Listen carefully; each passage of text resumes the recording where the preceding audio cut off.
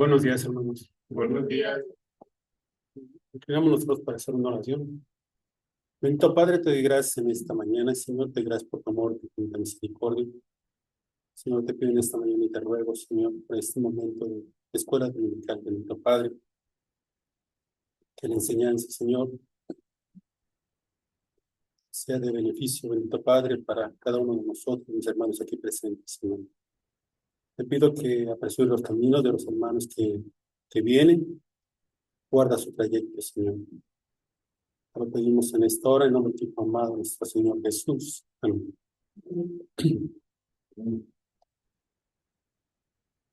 Hermanos, en esta mañana es un estudio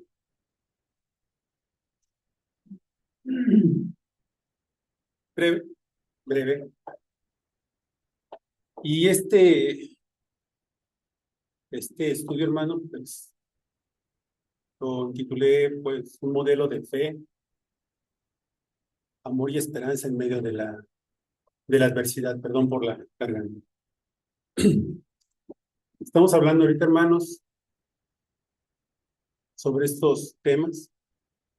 Y el objetivo, hermanos, el objetivo de esta enseñanza del día de hoy, hermanos, pues es fortalecer nuestra vida espiritual mediante el estudio de la iglesia en Tesalónica. Ese va a ser el estudio, hermano. Y animándolos a permanecer firmes en la fe y crecer en santidad, hermanos. Y en esta mañana, como les decía, hermanos, quiero abordar un tema respecto a la iglesia. En esta ocasión no será un sermón, sino más bien un estudio bíblico para este tiempo de escuela dominical. Hermanos, quiero que entendamos lo que la Biblia dice, lo que tiene que ser ¿qué tiene que tener, qué tiene que ser una iglesia? Lo que la Biblia dice, hermanos, con respecto al modelo de una iglesia. Hermanos, las iglesias se habían establecido desde la era apostólica. Desde hace 40 años, hermanos, antes de eso, para cuando llega el año 90 después de Cristo, el Señor le escribe a 7 cartas, a 7 iglesias.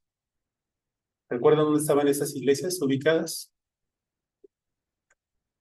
Estaban ubicadas en Asia Menor, hermanos. Y estas cartas que dirige o que se dirigen a cada una de las iglesias en cada una de estas 7 ciudades es de manera muy, muy específica. En ese tiempo, hermanos, esa zona conocida como Asia Menor, hoy actualmente es conocida como la Turquía moderna. Eso era el Asia Menor. Y estas 7 iglesias, hermanos, habían existido durante mucho tiempo, durante décadas. Y estas iglesias habían sido influenciadas por el apóstol Pablo, más tarde por el apóstol Juan. También esas iglesias habían sido dirigidas por ancianos previamente escogidos por los apóstoles. Hermanos, y estas iglesias, imagínense, estas iglesias tuvieron los relatos de los testigos presenciales, hermano. Los apóstoles fueron los testigos presenciales de la vida, las enseñanzas, los milagros, la muerte, la resurrección y la ascensión del Señor Jesús. Hermanos, estas iglesias eran iglesias que estaban bajo la instrucción de apóstoles y quienes fueron usados por el Espíritu Santo, hermanos, para escribir el Nuevo Testamento. Así que tuvieron la enseñanza, hermanos. Estas iglesias, imagínense, tuvieron la enseñanza del más alto nivel de estas personas. el más alto liderazgo espiritual, hermanos. Estas iglesias nacieron no solo bajo el liderazgo y la enseñanza apostólica, hermanos. Nacieron en el poder del Espíritu Santo en primer lugar. Hermanos, 5 de esas iglesias tienen carencias. Y carencias tan fatales que básicamente son condenadas por nuestro Señor, ya sea por un pecado, ya sea por otro pecado, por uno más, o por ambos pecados. Y hermanos, estas iglesias son amenazadas y condenadas por nuestro Señor con dejar de existir si no cambian. Y solo 2 de estas, hermanos, no tienen condenación. ¿Recuerdan cuáles eran las que no tenían condenación? La iglesia de Esmirna y la iglesia de Filadelfia.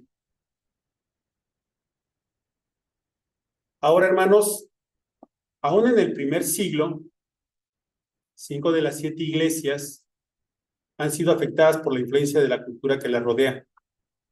Así que no debería sorprendernos, hermanos, que esto que estamos escuchando lo estamos viviendo en la época actual. Y así está sucediendo. Hermanos, aquí estamos actualmente y las iglesias espiritualmente, bíblicamente sanas, que aman, que están sirviendo fielmente, son muy pocas actualmente. Son muy, muy pocas. Hermanos, muchos pastores están luchando por discernir qué están haciendo, qué deberían de estar haciendo, hermanos. En las congregaciones hay carnalidad, superficialidad, los líderes caen en pecado, la gente en la congregación sigue patrones de pecado y parece haber una escasez, hermanos, de iglesias fieles, marcadas por el amor, la verdad y el gozo. Hermanos, hay muchos pastores fieles, hay muchos pastores fieles, pero ¿qué creen que pasa con la congregación? Se resisten a seguir ese liderazgo fiel. Hermanos, quiero que abran sus Biblias. En Hebreos 13, 17. Hebreos capítulo 13, versículo 17. Hebreos capítulo 13, versículo 17. Y hermanos, como les digo, hay muchos pastores fieles, sí los hay, pero sus iglesias, como les digo, resisten seguir este liderazgo fiel. Y por eso, hermanos, quise que abrieran sus Biblias en este pasaje, porque, hermanos, aquí tenemos una palabra para las congregaciones.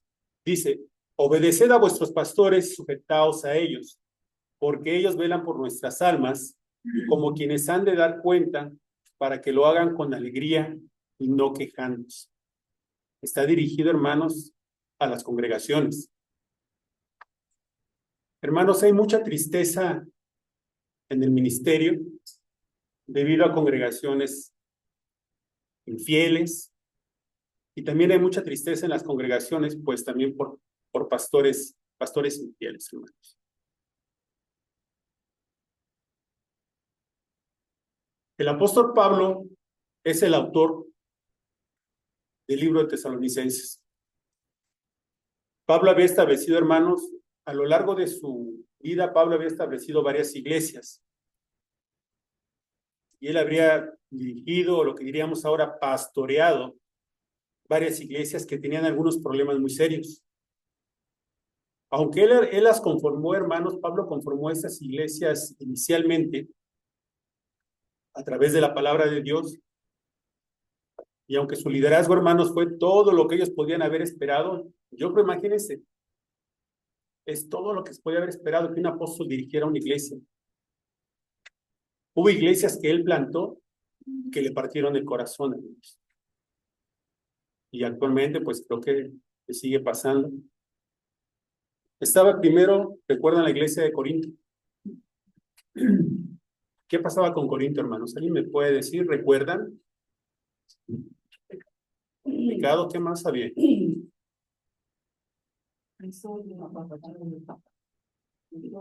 Desorden, ¿qué más? Idolatría. Hermanos, Corinto era una iglesia carnal, mundana, dividida, soberbia, carente de amor.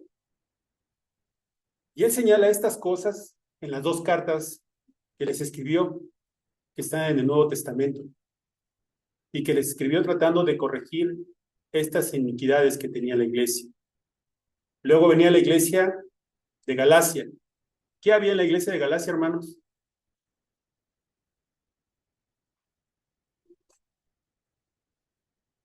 Hermanos, esta iglesia había sido atrapada por un evangelio defectuoso, que no era un evangelio en lo absoluto, que había caído igual en la carnalidad, el legalismo, la deslealtad, deslealtad a la verdad y al Señor. Luego estaba la iglesia de Éfeso, soberbia, impaciente, todavía aferrándose a pecados del pasado, careciendo de perdón espiritualmente, también espiritualmente débil. Luego venía la iglesia, ¿en dónde, hermanos? ¿En dónde? En Colosas. Y hermanos, Colosas era atraída hacia el legalismo, la carnalidad, la sensualidad, la adoración de los ángeles, las cosas místicas, carente de amor. Después venía la iglesia de Filipos, preocupándose, quejándose, soberbia, discordia, y todo eso aparece, hermanos, en las cartas de Pablo. Todo eso que pasaban en las iglesias, hermanos, ¿creen que sigue pasando en la actualidad? Sigue pasando, muchos. Pero hubo una iglesia, hermanos, hubo una iglesia que le trajo al apóstol Pablo gozo. ¿Cuál fue? ¿Recuerdan? Una iglesia que le trajo gozo. Precisamente estamos hablando del libro. Tesalónica. Estamos en Tesalonicenses. Está hablando de la iglesia en Tesalónica. Y hermanos, el apóstol Pablo creo que fue realmente bendecido al tener y dirigir esta iglesia, pastorearla.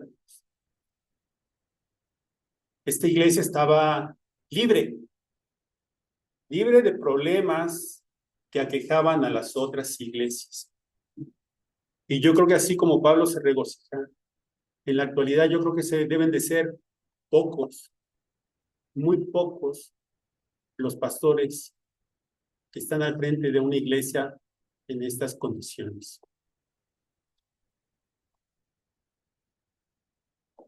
El apóstol Pablo, hermanos, tuvo que soportar el dolor por las demás iglesias que él también había pasado, hermanos. Y él lo expresa cuando escribe en Corintios, a los Corintios. Hermanos, el ministerio puede ser difícil y lo fue a menudo para Pablo. Él dijo a los Corintios, ¿debo ser amado menos cuando los amo más a ustedes? Y hermanos, él debió sentirse contento y alegre con los tesalonicenses, hermanos. Ahora quiero hablar un poco, hermanos, un poquito del contexto que era Tesalónica.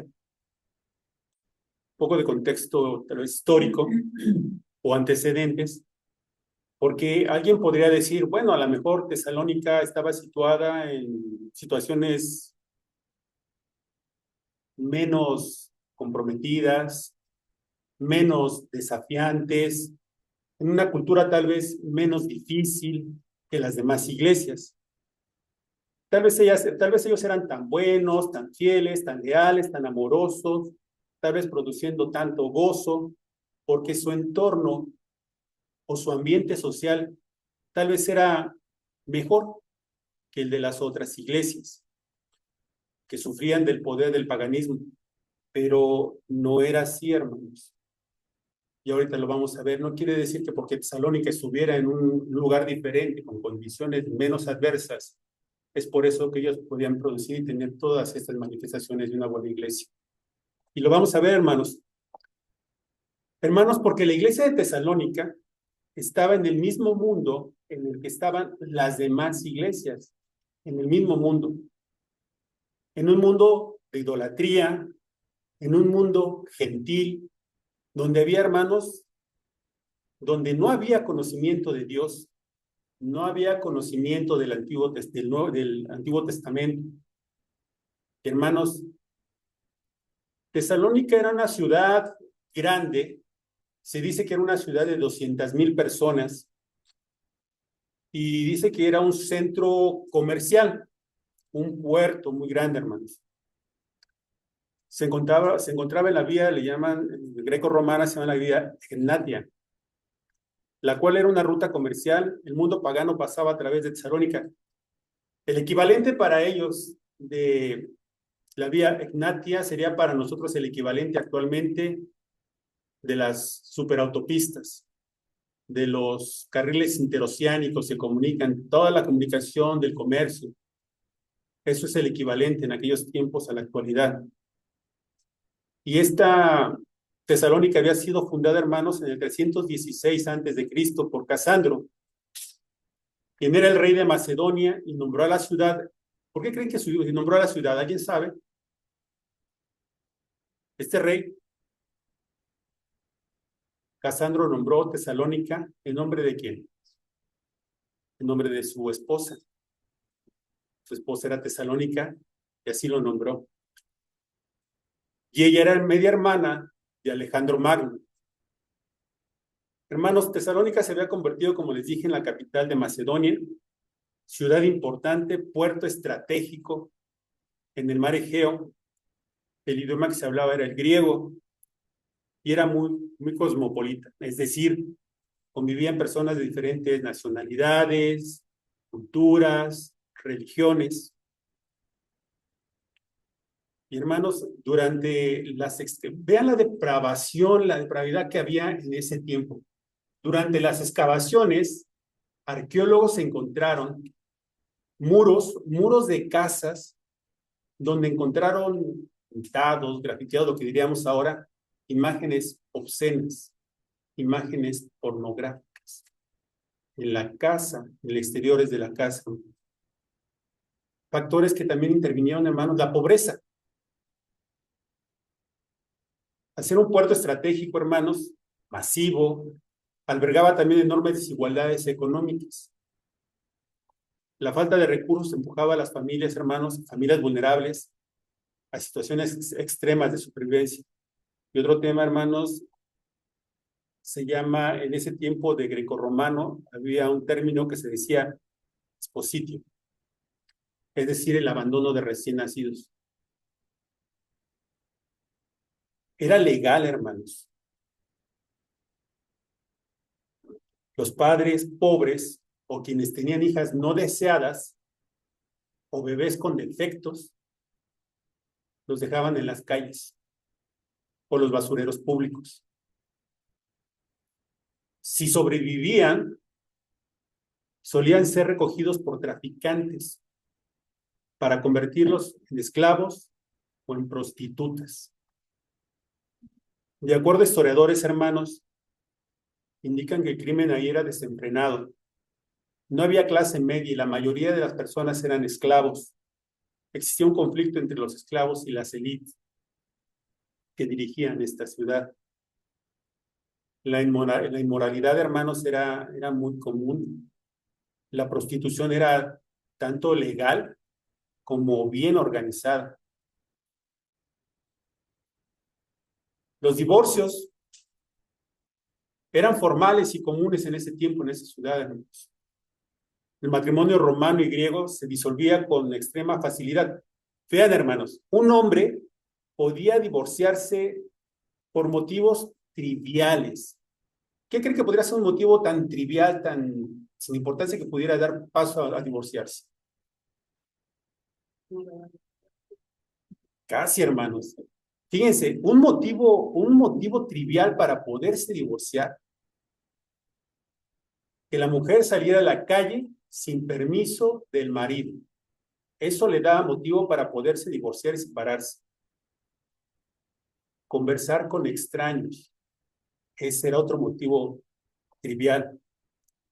Asistir a fiestas o espectáculos sin que el marido lo permitiera. Eso era tan trivial que le permitía al varón decir, ¿saben qué? Se disolvió el matrimonio. A ese grado, hermanos. Lo que dejaba desamparada por tal a las mujeres e hijos, rompiendo el tejido social. La inseguridad, hermanos, asesinatos. Las ciudades romanas de rápido crecimiento carecían de fuerza policial, mejor dicho. El crimen, los asaltos en callejones oscuros y los infanticidios directos formaban parte de la vida cotidiana, hermanos, de los sectores más empobrecidos. Hermanos, esta era una ciudad totalmente pagana, hermanos. No era una ciudad que estuviera en un ámbito diferente a las demás. Estaba en una ciudad totalmente pagana. Y a esta ciudad, ¿quién llegó, hermanos? ¿Qué apóstol llegó? El apóstol Pablo llegó a traer el evangelio. Ahora, por favor, hermanos, vamos al libro de Hechos, capítulo 17. Y vamos a ver qué ocurrió.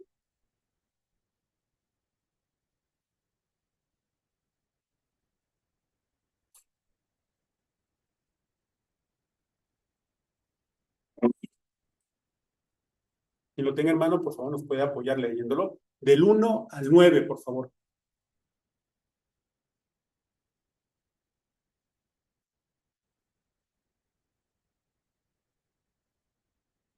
Y pasando por Antípolis y Apolonia, llegaron a Tesalónica, donde había una sinagoga de los judíos. Y Pablo, como acostumbraba, fue a ellos, y por 3 días de reposo discutió con ellos. Ahí, hermano. ¿Puede repetir nuevamente el versículo 2? Pablo, como acostumbraba, fue a ellos, y por 3 días de reposo discutió con ellos. Adelante.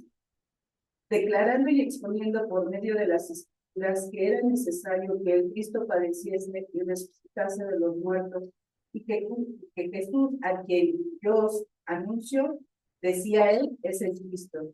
Y algunos de ellos creyeron y se juntaron con Pablo y con Silas, y de los griegos piadosos gran número, y mujeres nobles no pocas. Entonces los judíos que no creían, teniendo celos, tomaron consigo a algunos de otros hombres malos, y juntando una turba alborotaron la ciudad, y asaltando la casa de Jasón, procuraban sacarlos al pueblo. Pero no hallándolos, trajeron a Jasón y a algunos hermanos ante las autoridades de la ciudad, gritando: estos que trastornan el mundo entero también han venido acá, que a los cuales Jasón ha recibido. Todos estos contravienen los decretos de César, diciendo que hay otro rey, Jesús. Y alborotaron al pueblo y a las autoridades de la ciudad, oyendo estas cosas, pero obtenida fianza de Jasón y de los demás, lo soltaron. Amén. Hermanos, solo quiero que tengan una idea de lo que estaba ocurriendo en ese momento en Tesalónica. Era una respuesta totalmente negativa al evangelio. Un año después de que Pablo había fundado la iglesia, porque nos dijo la hermana en el versículo 2, ¿en cuántos días la fundó? 3 días, hermanos. 3 días habló con ellos. Entonces dice, un año después de que Pablo había fundado la iglesia, en esos 3 días de reposo, como lo vimos en Hechos 17, aproximadamente un año después, él escribe esta carta. Él está en Corinto cuando él escribe. Y él está escribiendo ¿a quién, hermanos? A los tesalonicenses. Ahora vamos, por favor, a Primera de Tesalonicenses, capítulo 3. Versículos del 1 al 10. ¿Me puede ayudar, por favor, hermanos? Por lo cual, no pudiendo soportarlo más, acordamos quedarnos solos en Atenas. Y enviamos a Timoteo, nuestro hermano, servidor de Dios y colaborador nuestro en el Evangelio de Cristo, para confirmaros y exhortaros respecto a vuestra fe, a fin de que nadie se inquiete por estas tribulaciones, porque vosotros mismos sabéis que para esto estamos puestos, porque también estando con vosotros os predecíamos que íbamos a pasar tribulaciones como ha acontecido, sabéis, por lo cual también yo, no pudiendo soportar más, envié para informarme de vuestra fe, no sea que os hubiese tentado el tentador y que nuestro trabajo resultase en vano. Pero cuando Timoteo volvió de nosotros a nosotros, nos dio buenas noticias de nuestra fe y amor, y que siempre nos recordáis con cariño, deseando vernos, como también nosotros a vosotros. Por ello, hermanos, en medio de toda nuestra necesidad y aflicción, fuimos consolados de vosotros por medio de vuestra fe, porque ahora vivimos si vosotros estáis firmes en el Señor, por lo cual, ¿qué acción de gracias podremos dar a Dios por vosotros, por todo el gozo que con que nos gozamos a causa de vosotros delante de nuestro Dios, orando de noche y de día con gran insistencia para que veamos vuestro rostro y completemos lo que falte a vuestra fe, mas el mismo Dios y Padre nuestro y nuestro Señor Jesucristo dirija nuestro camino a vosotros. Y el Señor os haga crecer y abundar en amor unos para con otros y para con todos, como también lo hacemos nosotros para con vosotros, para que seamos afirmados vosotros, vuestros corazones, irreprensibles en santidad delante de Dios nuestro Padre en la venida de nuestro Señor Jesucristo con todos sus santos. Amén. Hermanos, versículo 5. Por lo cual también yo, no pudiendo soportar más, envié para informarme de vuestra fe, no sea que os hubiese tentado el tentador y que nuestro trabajo resultase en vano.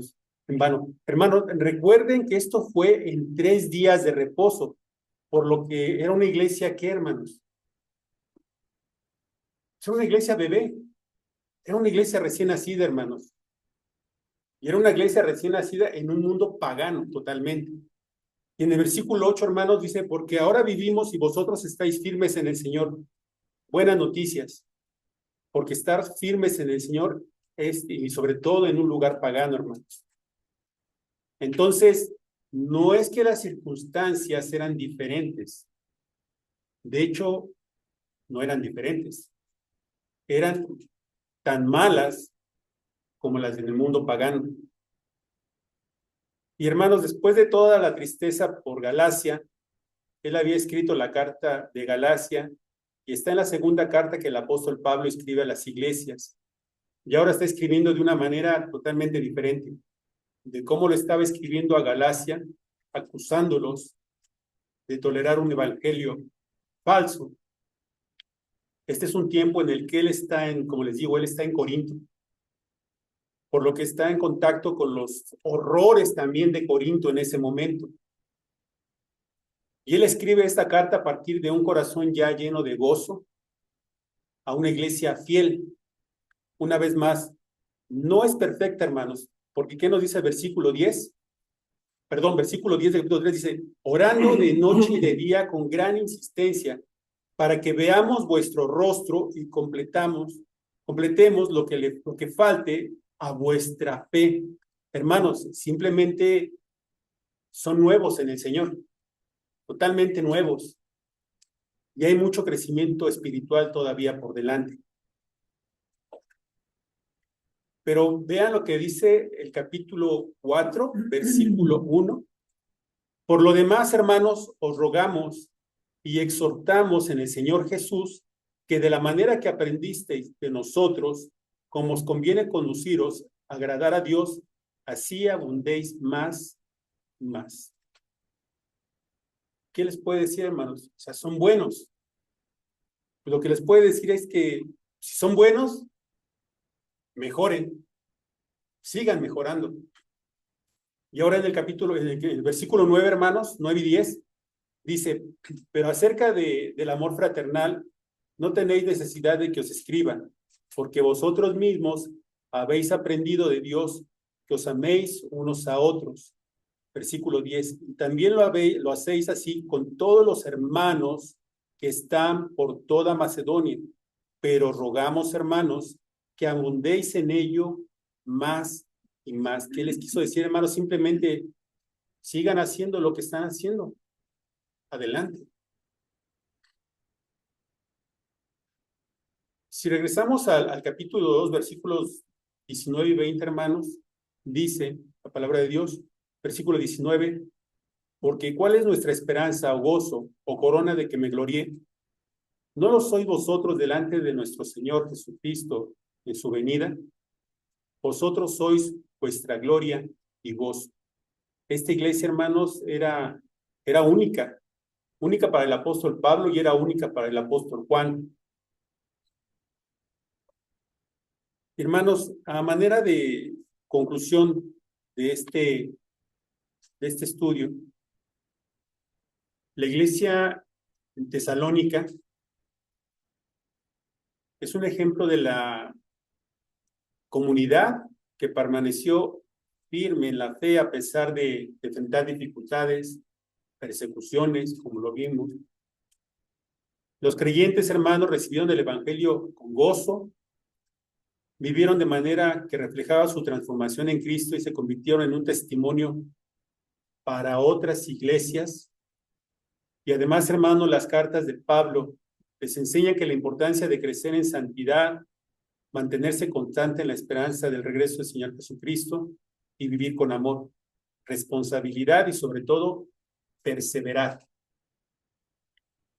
Su ejemplo, hermanos, nos recuerda que una iglesia que es saludable no se define por la ausencia de pruebas, hermanos, sino por su fidelidad a Dios, su amor mutuo, su confianza en las promesas de Cristo. Y hermanos, como creyentes, somos llamados a imitar esa fe activa, ese amor sacrificado y esa esperanza firme, hermanos, viviendo cada día, preparándonos para el Señor y siendo para quienes nos rodean también, hermanos, ser ejemplo. Hermanos, les doy gracias por este tiempo. Espero que no fue un sermón, hermanos, como tal, fue una enseñanza para este tiempo de un pasajes bíblicos de las iglesias que ya en un momento ya leímos. Y es importante, hermanos, leer. Toda la Biblia es interesante, asombrosa. Si vemos y estudiamos las iglesias, Gálatas, Efesios, Filipenses, Colosenses, Corintios, vamos a ver realmente lo que les acabo de decir. Ahorita se los dije de manera condensada, hermanos, de manera 35 minutos, hermanos. Pero es un estudio que ustedes pueden llevar, les puede llevar tiempo en discernirlo.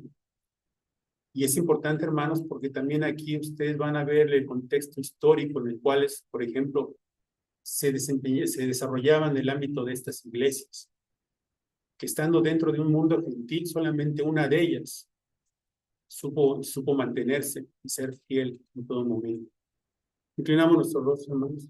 Bendito Padre, te doy gracias en esta hora, Señor. Estamos ante ti, Señor. En el nombre de tu Hijo Jesucristo, reconociendo tu majestad en nuestro lugar como tu siervo, Señor. Señor, oramos por esta iglesia, bendito Padre, Iglesia Bautista Fundamental de Tláhuac, para que sea como aquella iglesia tesalónica, un cuerpo que resplandezca en medio de un mundo de oscuridad. Te pedimos, Señor, que aumentes nuestra fe, que nuestro amor mutuo y hacia todos los demás, hermanos, hacia todos los hombres, crezca, Señor, y abunde cada día. Señor, todo esto te lo pedimos, Señor, en esta hora, en nombre de tu Hijo amado, nuestro Señor Jesús. Amén.